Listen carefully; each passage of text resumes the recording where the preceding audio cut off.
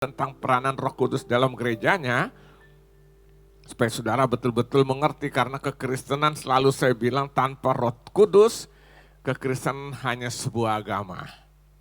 Agama punya kuasa enggak? Agama tidak punya kuasa, kerinduan untuk melakukan yang baik ada. Tetapi sejak manusia jatuh dalam dosa, semuanya menjadi berdosa. Amin. Tapi Roh Kudus itu mengembalikan supaya kita punya potensi kemampuan untuk mencapai destiny Tuhan dalam kehidupan kita. Amin. 2023 tahun apa? Penggenapan janji Tuhan. Ulangi lagi. 2023 mau janji itu? Itu hanya bisa waktu kita hidup dipenuhi dan dipimpin oleh Roh Kudus. Amin. Makanya tanggal 25 yang ikut retret tuh temanya apa? Terima janji Tuhan. Kok bisanya pas, padahal itu berapa tahun sebelum ini ya, sebelum corona nih ya. Dan 2023 tema yang Tuhan berikan sama saudara ya, nanti retret kita itu terima janji Tuhan. Ada 4 sesi yang akan saya sampaikan, tentu ada beberapa hamba Tuhan juga ya. Makanya yang ikut bersyukur, puji Tuhan. Amin. Nah, hari ini kita masih lanjutkan di seri yang ketiga ini, peranan Roh Kudus dalam gerejanya, dalam gereja Tuhan. Nah, kita buka dulu ayatnya kembali dalam Efesus pasal yang kelima, sebagai ayat acuan kita selalu, supaya kita ingat sebagai ayat pendahuluan ini. Sudah? Efesus pasal yang kelima. Tambah mudah kayaknya nih. Baca pakai kacamata dengan tanpa kacamata lebih enak, nggak pakai kacamata nih. Berarti tambah mudah dong. Udah, Efesus pasal 5 ayat 15 sampai 18. Saya baca ya, ayat 15 sampai dengan 18. Efesus pasal yang kelima. Karena itu perhatikanlah dengan seksama bagaimana kamu hidup, janganlah seperti orang bebal, tetapi seperti orang bebal itu apa orang bebal? Orang bebal itu dengar firman berulang-ulang tapi hidupnya membelakangi firman gitu loh. Dinasihati hal yang baik tapi nggak dijalankan, itu namanya ya kan? Saudara dengar nasihat tentang hal-hal yang baik untuk kita maju, justru yang kita lakukan kita bertentangan dengan itu. Malah kita mungkin akan ngomel-ngomel, membenci daripada nasihat itu. Itu namanya apa? Nah, seperti orang bebal tapi seperti orang, arti kita harus jadi orang arif. Ayat ke-16, dan pergunakanlah waktu yang ada, karena hari-hari ini adalah jahat. Sekarang di mana kita hidup nih, harinya baik atau harinya jahat? Semakin jahat. Berarti kita hidup di tengah-tengah kehidupan yang jahat. Setuju tidak setuju, suka tidak suka, itu realita. Ayat keberapa sekarang? Ayat ke 18, 17. Sebab itu janganlah kamu bodoh, tapi usahakanlah supaya kamu mengerti kehendak Tuhan. Ayat 18, dan janganlah kamu mabuk oleh anggur, karena anggur atau apa? Menimbulkan hawa nafsu, tapi hendaklah kamu penuh dengan roh. Paulus bilang kepada jemaat di Efesus, jangan mabuk oleh anggur. Minum anggur boleh enggak? Boleh. Tapi jangan mabuk oleh anggur. Kalau minum aja sampai enggak boleh, kita perjamuan kudus kan pakai anggur ya kan? Tapi ini mabuk oleh, karena orang kalau mabuk pasti kontrol dirinya enggak ada. Nah ya, jadi kita lihat. Nah, sekarang peranan Roh Kudus ini jelas kali Alkitab katakan di sini, supaya kamu dan janganlah kamu mabuk oleh anggur, karena anggur menimbulkan, tapi hendaklah kamu penuh dengan Roh Kudus. Kenapa? Pertanyaan, kenapa harus penuh dengan Roh Kudus? Kenapa? Karena Roh Kudus itu adalah kuasa Allah yang diberikan bagi kita, supaya kita mampu menghadapi setiap hidup kita, jalani hidup ini dengan segala macam tantangan, tapi kita bisa menang menghadapi semuanya. Dan itu adalah peranan Roh Kudus, ya kan? Makanya saudara lihat bagaimana waktu Yesus berjumpa dengan wanita Samaria kan, berbincang-bincang, akhirnya Singkat cerita dia bertobat, lalu Yesus bilang, lalu dia bilang kepada Yesus, kami menyembah di gunung itu, tapi engkau bilang menyembah di Yesus bilang apa? Bukan di gunung itu, juga bukan di Yerusalem. Tapi akan tiba saatnya penyembah-penyembah yang benar menyembah di dalam roh dan kebenaran. Ada dua kata kunci dalam Yohanes 4 ayat 23. Yang pertama, dalam apa? Roh. Apa arti dia dalam roh? Berarti sesuatu, roh itu selalu bertentangan dengan daging. Amin. Jadi orang kalau mau hidup roh pasti dia akan hidupnya bertentangan dengan daging. Orang yang hidup dengan cara daging pasti bertentangan dengan roh. Makanya Yesus bilang tiba saatnya penyembah-penyembah yang benar menyembah dalam roh dan kebenaran. Kata kunci pertama adalah roh, bukan daging. Kata kedua, kebenaran. Apa lawan kebenaran? Ketidakbenaran atau dengan bahasa gampangnya kemunafikan. Jadi orang-orang munafik itu orang yang tidak benar. Ya. Nah, dan ini semua kita bisa lakukan waktu hidup kita dipenuhi dan dipimpin oleh Roh Kudus. Nah, kemarin saya udah bahas ada beberapa hal kemarin. Masih ingat sudah berapa poin? 6. Yang pertama apa? Apa peranan Roh Kudus bagi gerejanya? Kalau itu apa peranan Roh Kudus bagi gerejanya? Atau dalam pelayanan atau dalam perjalanan gerejanya? Peranan yang pertama apa? Ya, Roh Kudus menginsafkan manusia akan dosa. Terus Roh Kudus mengerjakan apa? Pembaharuan hidup dalam dalam diri seseorang. Orang berubah itu karena Roh Kudus. Yang ketiga, Roh Kudus memimpin seseorang ke dalam seluruh kebenarannya. Terus yang keempat, Roh Kudus ngapain? Sebagai penolong yang menyertai kita, yang disebut dengan Parakletos. Yang kelima, Roh Kudus sebagai apa? Memberi hikmat dan pewahyuan bagi kita. Yang keenam, Roh Kudus memimpin untuk apa? Menyadarkan kita bahwa kita adalah anak-anak Allah. Ya, itu semua peranan daripada Roh Kudus. Nah, sekarang kita lanjutkan kalau gitu peranan Roh Kudus dalam gerejanya. Poin yang ketujuh, apa peranan Roh Kudus dalam gerejanya yang ketujuh? Roh Kudus menolong kita untuk mematikan perbuatan-perbuatan daging dan mengeluarkan buah roh. Tanpa Roh Kudus, saudara, daging kita ini tidak akan mati, perbuatannya maksudnya. Coba saudara lihat dulu dalam Roma pasal yang ke-8. Roma pasal yang ke-8 kita lihat. Roma pasal 8 ayatnya yang ke-13. Roma 8 ayat yang ke-13. Sudah?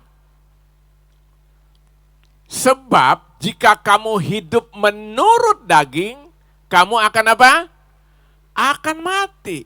Tetapi jika oleh roh, lihat rohnya roh besar apa roh kecil? Rohnya roh besar. Jika oleh roh kamu mematikan perbuatan-perbuatan tubuhmu, kamu akan hidup. Nah, di sini Paulus bilang kepada jemaat di Roma, dia bilang sebab jika kamu hidup menurut daging, kamu akan mati. Tapi jika kamu apa? Tetapi jika oleh roh kamu mematikan perbuatan daging, artinya apa? Artinya di sini yang dimaksudkan oleh Rasul Paulus, kita tidak mempunyai kemampuan untuk melawan atau mematikan kedagingan atau keinginan daging kita ini tanpa Roh Kudus yang bekerja di dalam diri kita. Orang gak bisa hidup seturut kehendak rencana Tuhan, berpuluh kali pun dengar firman Tuhan dia tidak bisa lakukan. Kalau bukan karena apa? Roh Kudus menolong dia untuk bisa melakukan itu, saudara. Makanya Pak Yesus pernah berkata apa? Waktu dia sedang bergumul di hari terakhir, malam terakhir sebelum dia besok dipakukan di atas kayu salib, dia mengajak murid-muridnya ngapain? Berdoa. Pesannya apa? Tidak sanggupkah kamu berdoa bersama aku 1 jam saja, berdoa dan berjaga-jaga. Lalu dia bilang apa? Roh penurut, daging lemah. Pertanyaan saya, waktu itu Petrus ngapain dengan yang teman-teman yang lain? Waktu mendengar perintah, apa yang Yesus katakan pada mereka. Mereka tetap tidur.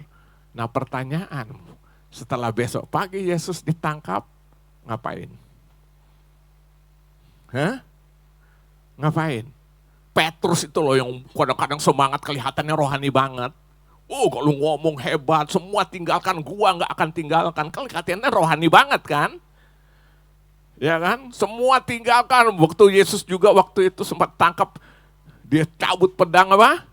Dia mau motong tuh kan, akhirnya telinga orang itu putus. Yesus ambil, Yesus tempel, dia bilang sarungkanlah pedangmu. Kelihatannya bagus nggak? Kelihatannya sangat rohani. Saya mau tanya, besoknya ngapain? Menyangkal. Dia bukan hanya menyangkal pakai sumpah, aku bersumpah, aku tidak mengenal dia. Kenapa saudara? Kenapa? Karena dia tidak berjaga-jaga, jadi disuruh berdoa berjaga-jaga karena Yesus bilang roh penurut, daging lemah. Mereka lebih memilih mengikut daging dan akhirnya terjadilah penyangkalan itu. Nah saya mau katakan gini, kita tidak mempunyai kemampuan untuk melawan atau mematikan keinginan daging ini tanpa Roh Kudus yang bekerja dalam diri kita. Amin. Kita nggak bisa saudara. Saudara boleh berdoa setiap hari, pakai puasa, tapi kalau kita tidak mengizinkan Roh Kudus memenuhi dan memimpin hidup kita, pasti daging kita akan lebih menonjol. Nah coba saudara buka dalam Galatia 5, ini sudah sangat terkenal ayat ini. Buka dalam Galatia pasal yang kelima, ayat 19 sampai dengan ayat yang ke berapa nih? 25.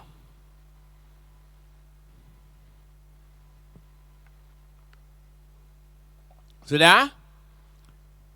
Perhatikan, di situ dikatakan Galatia pasal 5, ayat 19 sampai dengan ayat 25. Perbuatan daging telah nyata, yaitu apa? Percabulan. Jadi percabulan itu perbuatan daging atau perbuatan roh? Daging. Kecemaran, hidup tercemar itu loh. Terus apa? Hawa nafsu, penyembahan berhala, sihir, perseteruan, perselisihan, yang suka selisih-selisih ini kan. Perseteruan, terus apa lagi? Iri hati. Nah yang iri hati ini itu daging semua yang bekerja. Apalagi? Amarah. Boleh marah enggak? Boleh, tapi marah ada judulnya dan ada batas waktunya. Ya kan? Marah tuh ada judulnya. Kenapa marah? Harus ada dong alasannya. Jadi bukan marah-marah, bukan pemarah. Yesus pernah marah enggak? Ada judulnya enggak? Ada, karena orang manfaatkan atau menggunakan bait Allah dengan cara yang enggak benar jadi tempat perdagangan. Tapi dia bukan pemarah atau marah. Terus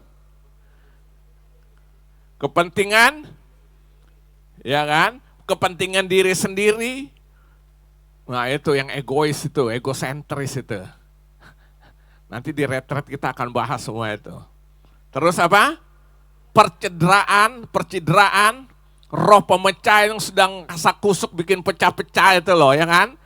Saya selalu bilang, beberapa kali saya khotbah di gereja tempat lain, saya bilang kita kalau nggak cocok dengan satu gereja, keluar baik-baik. Sendiri lu jangan ngacak-ngacak yang lain. Itu yang termasuk bagian apa tadi?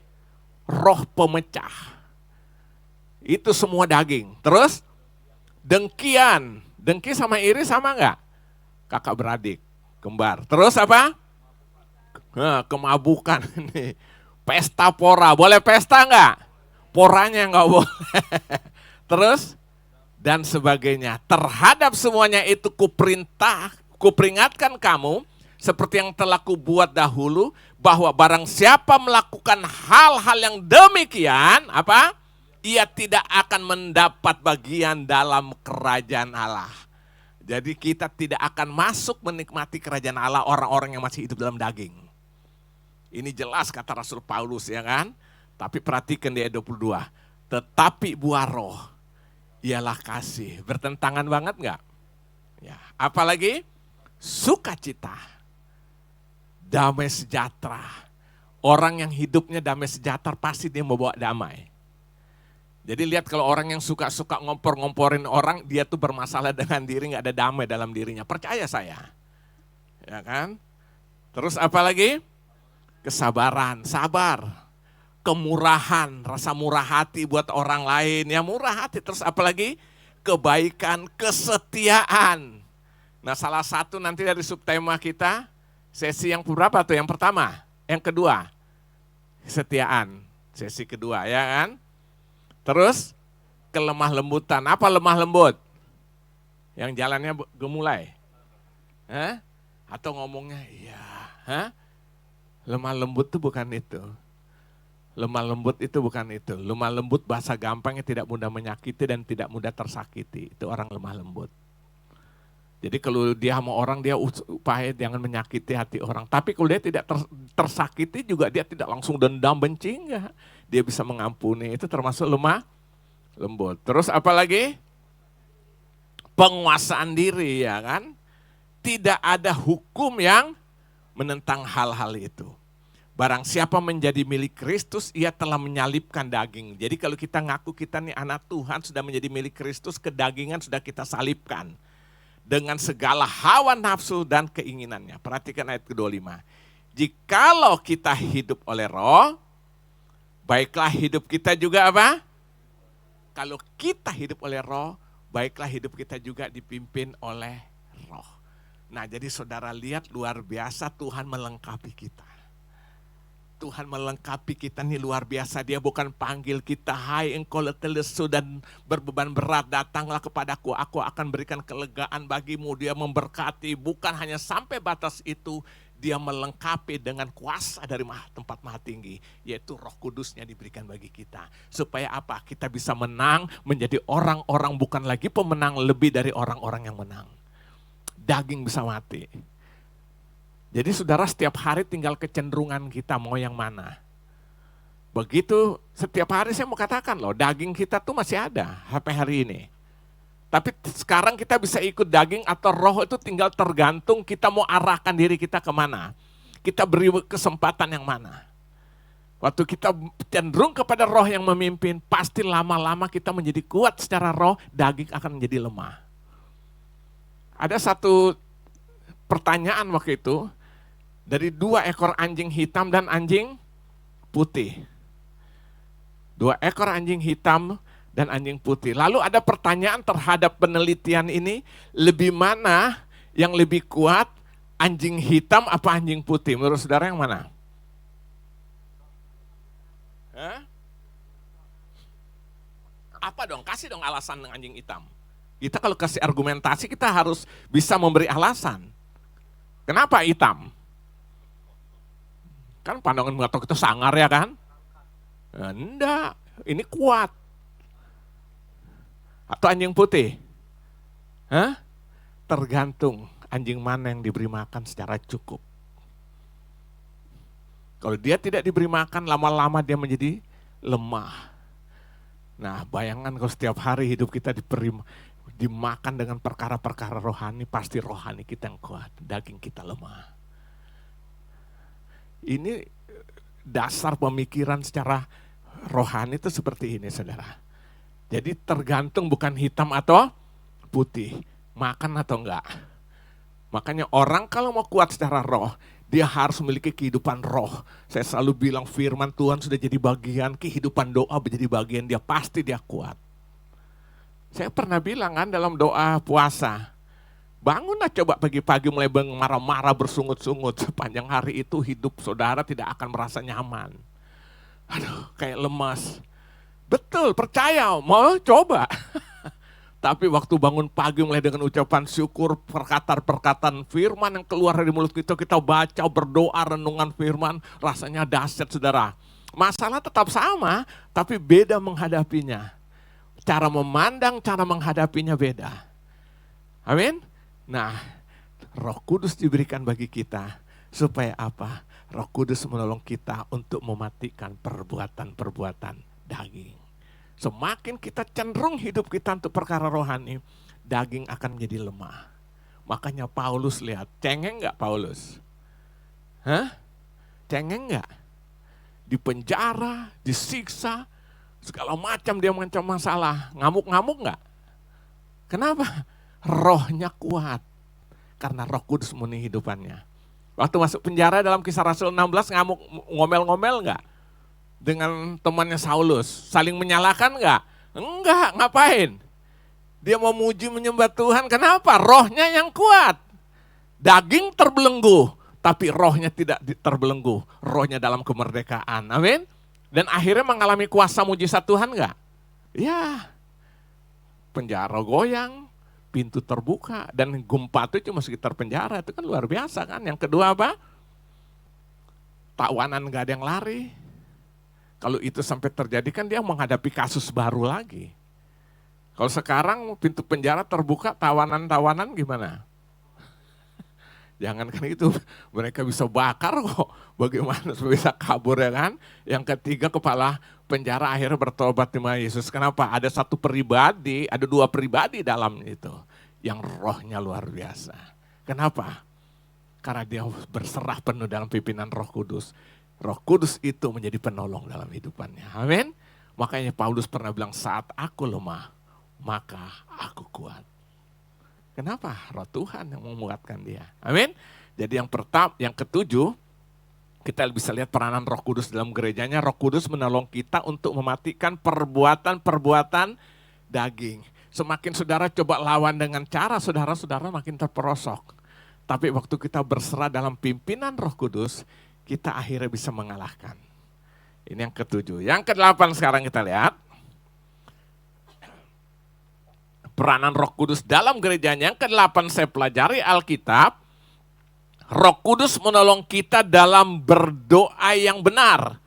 Agar doa kita efektif dan sesuai dengan kehendak Allah. Jadi Roh Kudus itu diberikan supaya apa? Berikan satu kemampuan menolong kita dalam kita berdoa, yaitu doa yang benar, agar doa kita tuh efektif sesuai dengan kehendak Allah. Kalau cuma berdoa, semua ajaran agama mengajar kita umatnya berdoa. Tapi bedanya di dalam kekristenan ada roh yang menolong kita untuk berdoa supaya doa kita tuh efektif sesuai dengan kehendak Tuhan. Coba saudara buka dalam Roma pasal yang ke-8 ayat 26 sampai 27. Roma pasal yang ke-8 ayat 6 sampai ayat yang ke-27. Roma pasal 8 ayat 26 sampai dengan yang ke-27. Saya baca 26 sampai 27. Demikian juga roh. Roh ini roh besar apa roh kecil? Berarti roh siapa itu? Roh Tuhan, Roh Kudus. Membantu kita dalam kelemahan kita. Sebab kita tidak tahu bagaimana sebenarnya harus berdoa. Tapi roh sendiri apa? Berdoa untuk kita kepada Allah dengan keluhan-keluhan yang tidak terucapkan. Ayat 27. Dan Allah yang menyelidiki hati nurani mengetahui maksud roh itu, yaitu bahwa ia sesuai dengan kehendak Allah berdoa untuk orang-orang kudus. Jadi saudara lihat yang ke-8, peranan Roh Kudus dalam gereja Tuhan. Roh Kudus itu menolong kita, membantu kita dalam kita berdoa-doa yang benar. Agar apa? Doa kita efektif sesuai dengan kehendak Allah. Artinya apa? Supaya doa yang kita panjatkan itu bukan sekedar doa keinginan daging semata, tapi sesuai dengan keinginannya Tuhan. Saudara tahu doa yang keinginan daging? Tuhan tolong saya, Tuhan berkati dong saya Tuhan. Aduh, itu setiap hari. Bukan salah, tapi itu sudah terprogram di otak kita kan? Benar gak? Itu terprogram di otak, Tuhan tolong saya, Tuhan berkati. Tiap hari itu kita tidak pernah berdoa bagaimana rencana Tuhan untuk kita. Kita hanya rencanakan rencana kita lapor kepada Tuhan, benar gak? Kayak catatan nih loh, saya mau ini Tuhan tolong dong. Betul atau benar? Jujur aja. Setiap hari kita doakannya gitu. Saudara lihat. Nah, padahal roh Tuhan itu memampukan kita lebih daripada itu. Dan dia tahu secara efektif apa yang Tuhan rancangkan buat kita. Roh Kudus itu menolong dan membantu kita. Nah, saya beri contoh yang paling gampang. Saudara kalau ada masalah, persoalan yang berat, susah nggak doa? Habis ditipu orang. Teman baik, baik kita sering tolong dia, uang kita diembat. Dia pinjam bawa kabur. Saya mau tanya, dalam situasi seperti itu jengkel nggak? Berdoa gampang nggak? Ya kan, sudah gitu beras habis, gigi sakit, apalagi rumah bocor, lengkaplah penderitaan kan. Saudara tahu, orang kayak dalam tekanan-tekanan tertentu tuh hatinya sakit, mau berdoa tuh susah. Akhirnya kita cuma berdiam, tapi kita menyadari kita harus berdoa, mengeluarkan kata-kata susah. Saya mau katakan dalam situasi seperti ini, Roh Kudus sedang memampukan kita. Dia berdoa dengan keluhan tidak terucapkan pada Alkitab kepada Allah, dan Allah tahu apa maksudnya. Karena itu pasti sesuai dengan kehendak Allah. Makanya saya bilang doa yang dipimpin Roh Kudus itu efektif. Tuhan, saya mau minta Rolls Royce Tuhan. Ini daging, saya pastikan tidak akan dikasih. Tapi Tuhan, saya ingin maju terus dalam Tuhan. Supaya saya terus mengalami hal-hal yang baik dalam Tuhan. Supaya hatiku semakin mengasihi Tuhan, pasti Tuhan akan lakukan itu melalui karya Roh Kudus dimampukan kita. Benar gak? Karena apa? Roh menolong kita dalam apa? Kita berdoa, doa yang benar agar apa? Doa kita tuh efektif. Supaya doa yang kita panjatkan bukan sekedar keinginan daging semata, tetapi sesuai dengan kehendak Allah. Nah, saudara lihat, makanya kadang-kadang kita tidak harus berkata-kata panjang lebar. Kadang-kadang, kata-kata itu kata-kata omong kosong terlalu banyak gitu loh.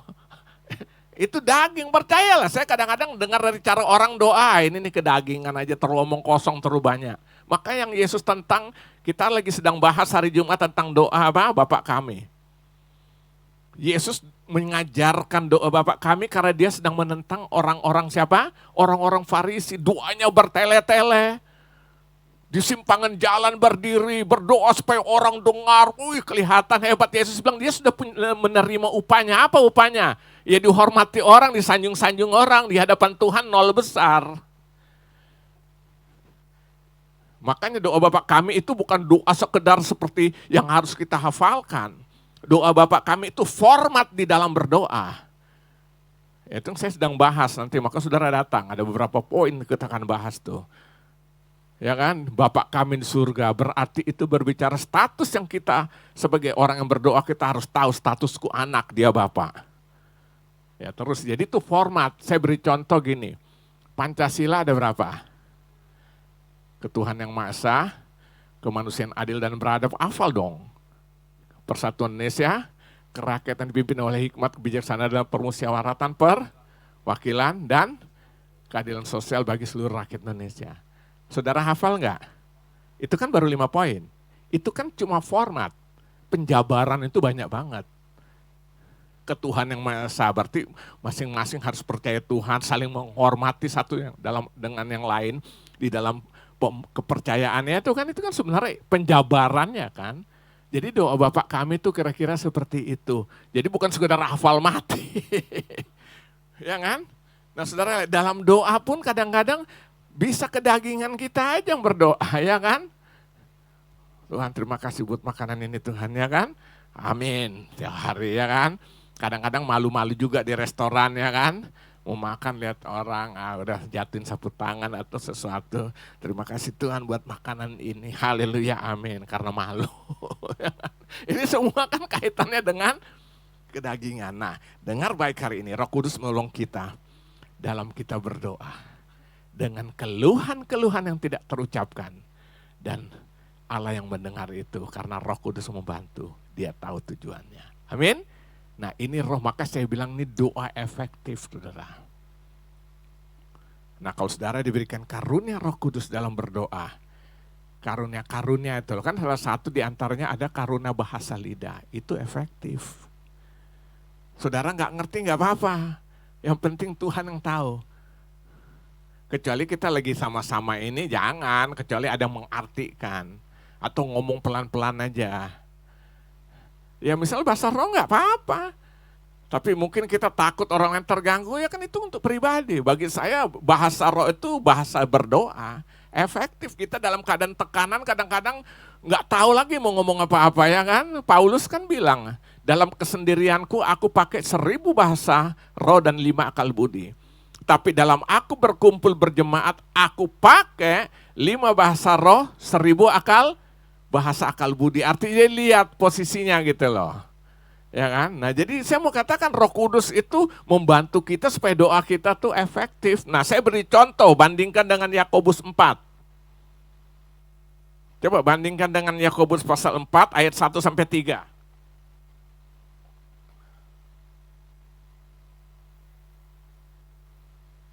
Berarti Yakobus sedang berkata bahwa ada orang berdoa seperti ini. Sudah? Yakobus pasal yang ke-4 ayat 1 sampai yang ke-3. Dari manakah datangnya? Bukan dari manakah datangnya lintah. Dari sawah turun ke kali. Dari mana datangnya cinta? Dari mata. Tapi kalau ini bukan. Dari manakah datangnya apa? Sengketa ya kan? Lihat. Dan pertengkaran di antara kamu, lihat. Bukankah datangnya dari apa? Hawa nafsu yang saling berjuang di dalam tubuhmu, lihat. Jadi orang bertengkar sebenarnya itu karena hawa nafsu yang berjuang. Masing-masing berjuang hawa nafsunya, akhirnya apa? Ribut. Ayat kedua. Kamu mengingini sesuatu tetapi kamu tidak memperolehnya. Lalu kamu, lihat, orang membunuh tuh kadang-kadang kan karena ada yang karena pacaran. Lalu cemburu ternyata pacarnya digait orang lain, dia bunuh orang itu. Kan di televisi kan udah biasa ya, kita lihat kayak gitu ya kan. Sampai ngerampok segala macam, itu kan memperoleh kan. Karena ingin sesuatu tidak peroleh lalu membunuh. Kamu iri hati, lihat. Tetapi kamu tidak mencapai tujuanmu. Lalu kamu bertengkar dan kamu apa? Berkelahi. Ya kan? Kamu tidak memperoleh apa-apa karena apa? Kamu tidak berdoa ya kan. Jadi semua itu, saya ulangi ya. Kamu mengingini sesuatu tapi kamu tidak memperolehnya. Lalu kamu apa? Membunuh, kamu iri hati tetapi kamu tidak mencapai tujuanmu. Lalu kamu bertengkar dan kamu apa? Berkelahi. Kamu tidak memperoleh apa-apa karena kamu tidak. Atau kamu berdoa juga. Tetapi kamu tidak apa? Menerima apa-apa. Alasannya kenapa? Karena kamu salah berdoa. Sebab yang kamu minta itu hendak kamu habiskan untuk memuaskan hawa nafsumu. Jadi berdoa juga, tapi doanya sah. Karena doanya untuk memuaskan hawa nafsu. Contoh begini. Tetangga beli televisi. Besar, warna 80 inch. Yang paling besar sekarang berapa? 90-an kali ya. Panjang. Kita bertetangga, rumah kontrakan yang apa? Sebelah-sebelahan. Kita masih TV hitam putih. Aduh, ya kan? Gue pengen supaya agak sedikit rohani karena orang Kristen jemaat Grasu Cita lagi kan. Aduh, saya pengen, sampai kadang-kadang pura-pura keluar di halaman tuh kan, hanya pengen ngelirik gitu kan. Biasa kalau gitu ceritanya udah macam-macam itu, ya kan. Tapi karena orang jemaat, nah, kan selalu dengar firman, lalu berdoa, Tuhan, beri aku televisi yang 90 inch. Dia 8. Saya mau tanya, ini salah berdoa enggak? Kenapa? Kita berdoa untuk memuaskan hawa nafsu. jangan harap Tuhan akan lakukan. Kalau toh kita bisa mendapatkan, mungkin cara-caranya udah gak benar. Percaya saya. Makanya saya selalu bilang, Amsal bilang, berkat Tuhan yang menjadikan kaya, jeripaya tidak menambahinya. Tanggung jawab kita hanya bekerja sebaik-baiknya, ya kan? Tapi yang memberkati pekerjaan kita itu adalah Tuhan. Saudara lihat, hati-hati dalam berdoa. Kadang-kadang kita berdoa hanya karena lihat bersaing, orang lain sudah sepeda motor baru, gila.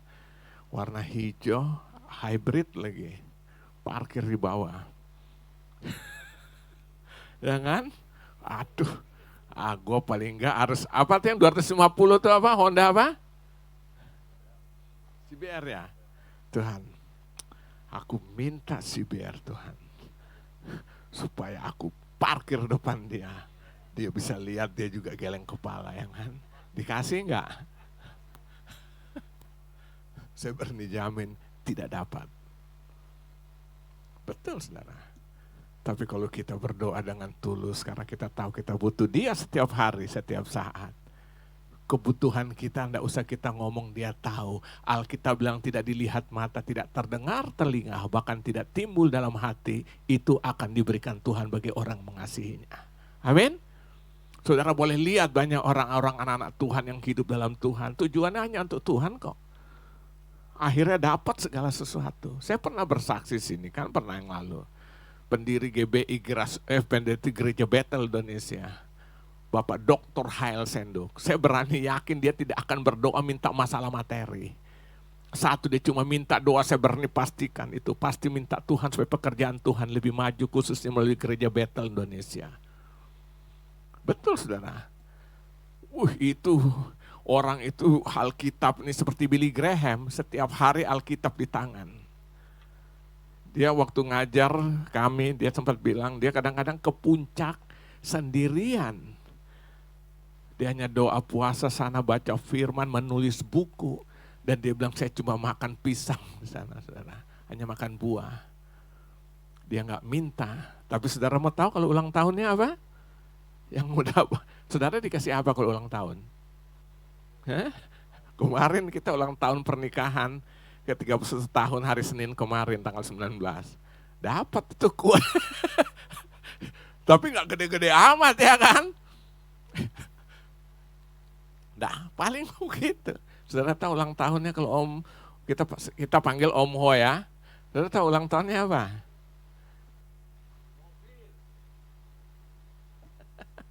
Dia berdoa gak untuk ini? Dia hanya berdoa untuk pekerjaan Tuhan. Dan dia udah gak terikat, tanya Pak Tim nih kita. Tahu lihat, tadinya tuh di Seminari Bethel itu kantor Sinode situ, kantor BPD situ, kampus jadi satu semua situ, cuma beda lantai. Tiba-tiba kita lagi duduk di bawah kantin, masuklah bajai, ya kan. Saudara tahu naik bajai itu urapannya double loh. Mulai start aja udah kerat, ya kan itu. Jadi bayangkan dia jalan dari Wahid Hasim ke Petamburan kan lumayan tuh kan. Itu penuh urapan sampai bergetar gitu. Total sampai masuk halaman parkir, buka. Om Ho turun. Beberapa saat lagi, Bluebird. Ya pokok suka-suka dia lah. Tek turun. Wih, tanya Om Ho turun dari Bluebird. Mobilnya banyak gak? Ada beberapa mobil. Kadang-kadang dia lihat, waduh sudah ada yang pakai. Apalagi kalau ada tamu-tamu dari luar kan, pakai. Dia suruh tuh pokok yang di gereja, panggil bajai dulu. Artinya dia udah tidak lagi direpotkan dengan masalah ini. Kenapa? Pikirannya, hidupnya, doanya hanya untuk kemajuan pekerjaan Tuhan. Tapi Tuhan kirim itu. Bukan untuk persaingan lagi. Amin. Nah itu sebabnya Yakobus bilang, kamu berdoa tapi kamu salah karena kamu doakan untuk memuaskan apa? Hawa nafsu. Nah Roh Kudus Tuhan berikan, Roh Kudus dikirim oleh Tuhan sendiri bagi kita untuk menolong kita supaya dalam berdoa kita tuh jadi benar sesuai dengan rencana kehendak Tuhan. Ini yang disebut dengan doa yang efektif. Kondak setiap hari doa kita hanya minta. Nggak pernah kita berdoa untuk pekerjaan Tuhan, kemajuan pekerjaan Tuhan, saudara. Kita hanya berpikir dengan orientasi diri dalam doa. Padahal kita berdoa, kita minta supaya apa yang Tuhan kehendaki jadi dalam hidupku. Amin. Pasti itu yang terbaik. Nah itu sebabnya Roh Kudus menolong kita dalam berdoa. Supaya doa kita benar, doa kita efektif sesuai dengan kehendak Tuhan. Makanya Alkitab bilang doa orang benar besar. Yakobus 5 ayat 16. Ya, jadi itu yang keberapa? Yang ke-8, yang ke-9. Kita lihat peranan Roh Kudus dalam gerejanya. Yang ke-9, Roh Kudus sebagai materai dan jaminan atas penebusan yang sempurna di dalam Yesus yang menjadikan kita umat kepunyaan Allah.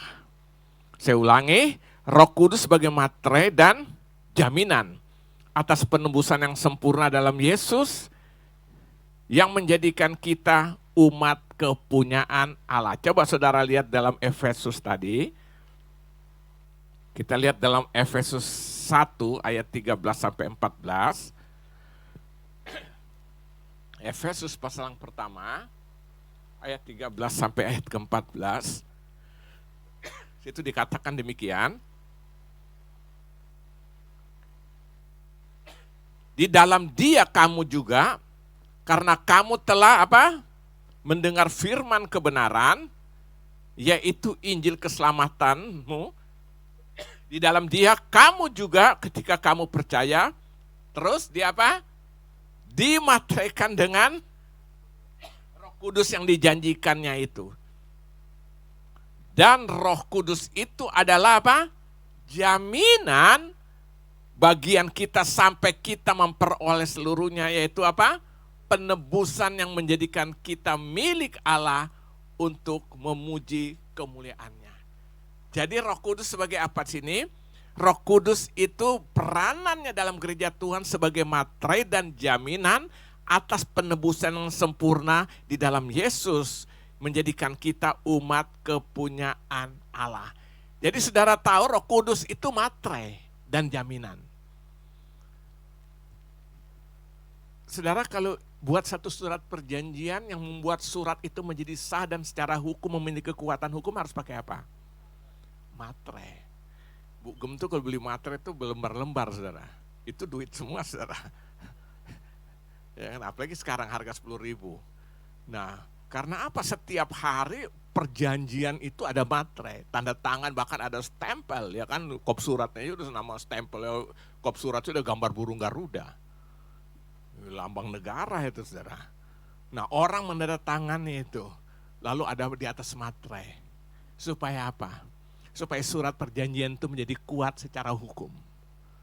Jadi misalnya ada dua orang membuat satu perjanjian, ya kan? Begitu satu mengingkari janji itu, maka dengan surat itu kita bisa mengadukan untuk dipersoalan secara hukum. Karena apa?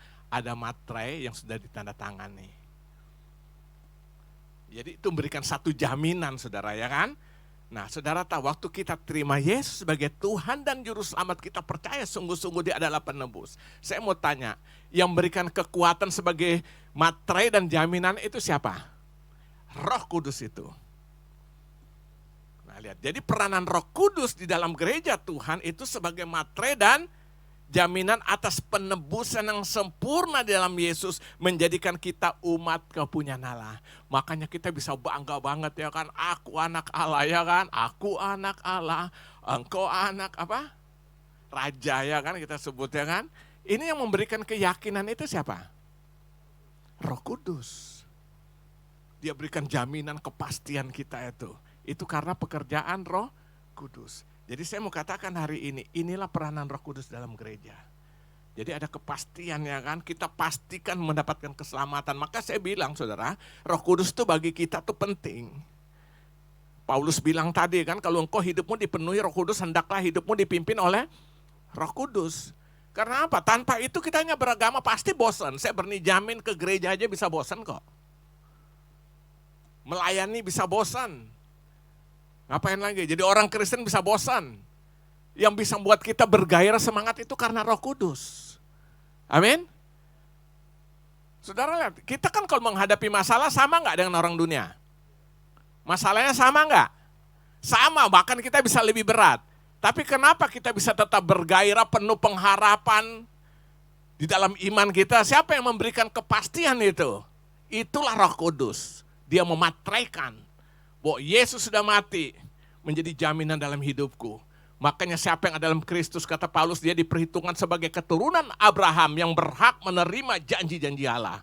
Materainya adalah Roh Kudus. Makanya saudara perlu maju dalam Tuhan. Kalau enggak terputar-putar di padang gurun. Nanti kita bahas juga itu.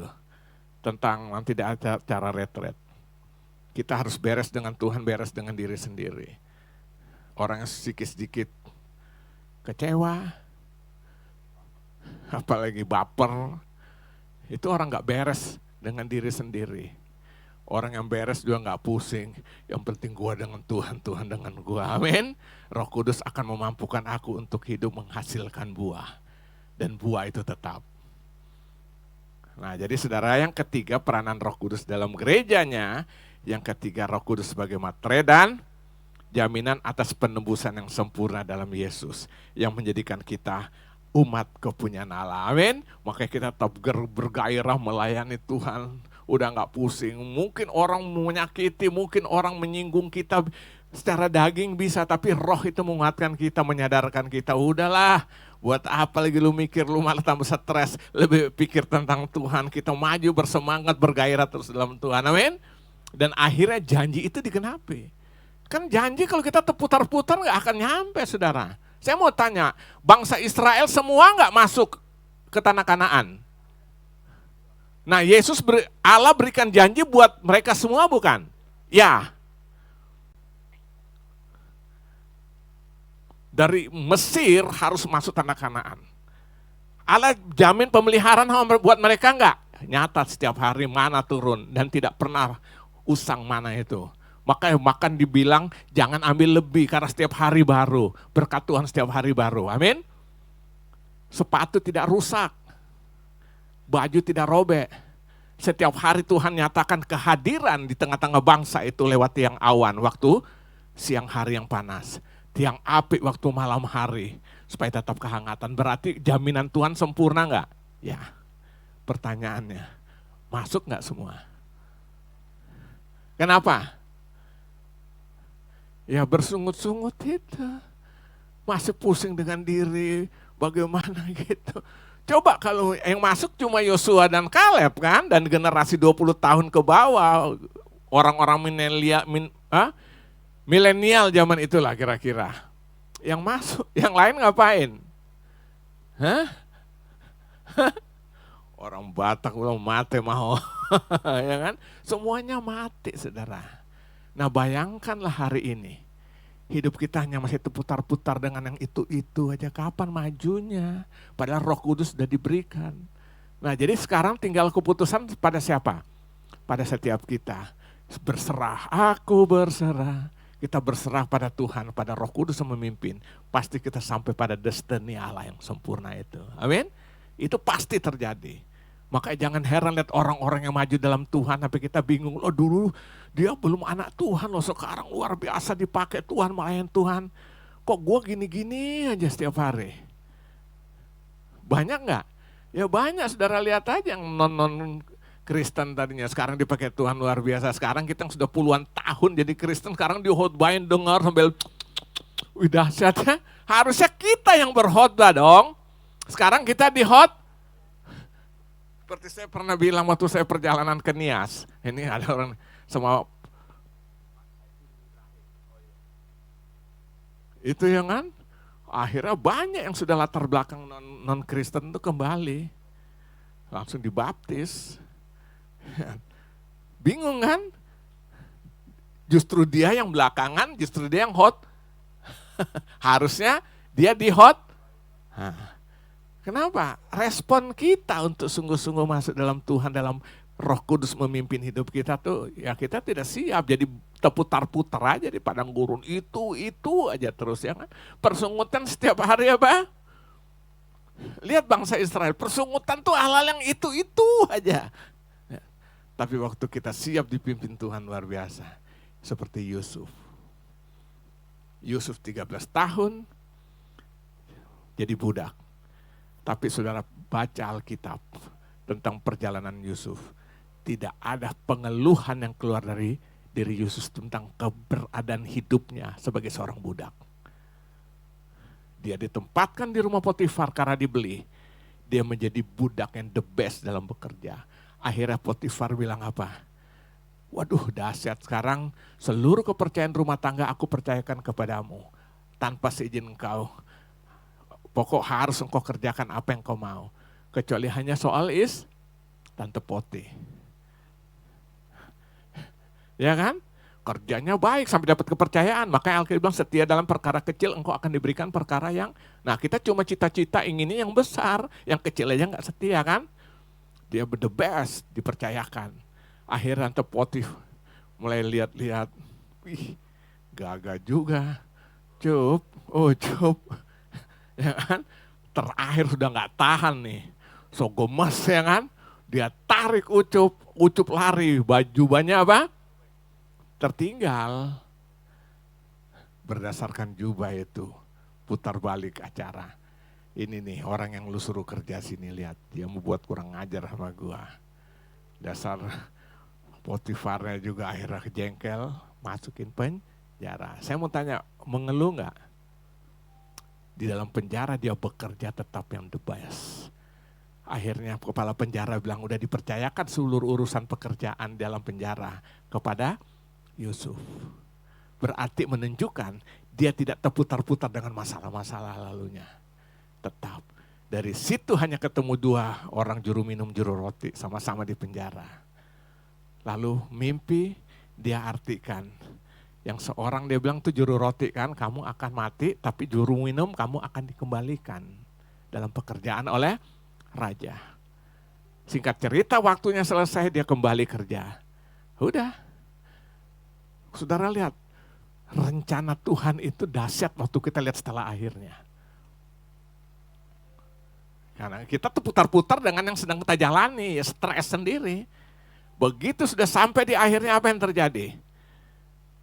Raja mimpi gak bisa ada tafsirkan. Kumpulkan semua orang dan resikonya kepala dipenggal. Baru teringat siapa? Juru minum ini tentang Yusuf yang pernah mengartikan mimpinya. Dipanggil. Ya kan itu waktu mimpinya soal apa? 7 lembu gemuk ditelan sama 7 lembu kurus, ya kan? Akhirnya suruh artikan, maka kata Yusuf, seizin Allah, dia artikan bahwa itu artinya ada masa 7 kelimpahan. Tapi setelah itu ada masa 7 tahun kelaparan. Wow, kalau gitu pendapat kamu apa? Ini saya pakai bahasa gampang. Kalau gitu selama masa kelimpahan ini kita tabung, kita buat lumbung, simpan seberapa persen tuh ya? Berapa persen? 5% apa 10% tuh? Masukin ke lumbung sampai waktu masa kelaparan. Akhirnya waktu dengar bijaksananya Yusuf, ya udah lu aja lah yang memimpin negeri ini, hanya tahta yang membedakan. Jadi dengan kata lain diangkat jadi raja muda. Kenapa? Karena dia tidak sibuk lagi dengan dirinya, keluhan-keluhan. Dia hanya masuk mengikuti program Allah. Sampai pada akhirnya menjadi apa? Perdana Menteri atau Raja Muda di tanah Mesir. Dan saudara boleh lihat perjalanan hidupnya. Kebencian udah gak ada. Saudaranya datang pada masa kelaparan. Dia lihat, masuk kamar nangis. Kenapa? Saudara tidak mengenal dia, kan pikirnya udah mati, sudah entah kemana. Dia menangis karena apa? Dorongan kasih itu. Akhirnya singkat cerita terjadi, terbukalah semua cerita. Ya kan? Saudara dalam ketakutan. Dia pikir akan dibalas. Kalau saudara balas enggak kira-kira? Ya tergantung kan. Ya kan? Akhir terbuka cerita mereka bilang udahlah jadiin kami hamba aja karena takut kan. Baca Kejadian 50 ayat 20 dia tutup. Engkau merancangkan yang jahat bagiku betul. Tapi Allah merancangkan untuk kebaikan seperti yang terjadi sekarang ini. Kacamata melihatnya tuh udah pakai kacamata Allah. Selama kita melihat dengan kacamata Allah sendiri pasti kecewa. Tapi kalau kita memakai kacamata Tuhan kita tahu di balik semua yang tidak enak ini ada rencana Allah yang indah. Siap? Amin. Nah, Roh Kudus itu memateraikan semuanya itu. Supaya kita dahsyat. Amin. Nah, itu sebabnya hari ini sudah sampai poin yang ke-9 ya. Peranan Roh Kudus dalam gerejanya. Saudara, benar-benar saudara harus minta Roh Tuhan setiap hari, penuhi dan memimpin hidupmu. Supaya saudara kuat. Jadi gairah dalam Tuhan gitu loh. Bersemangat dalam Tuhan, melayani Tuhan. Amin. Dan saya percaya pasti kita akan mengalami janji Tuhan digenapi. Ya kan? 2023 tahun penggenapan janji-janji Tuhan. Nah, saya percaya inilah rencana Tuhan bagi kita semua. Jadi saudara harus siap menerimanya. Makanya izinkan Roh Kudus memimpin berkuasa atas hidupmu supaya daging-daging kita mati semua. Amin. Dan kita berkata, hidupku hanya karena Kristus dan hidupku hanya bagi Kristus. Tuhan Yesus memberkati. Haleluya, haleluya.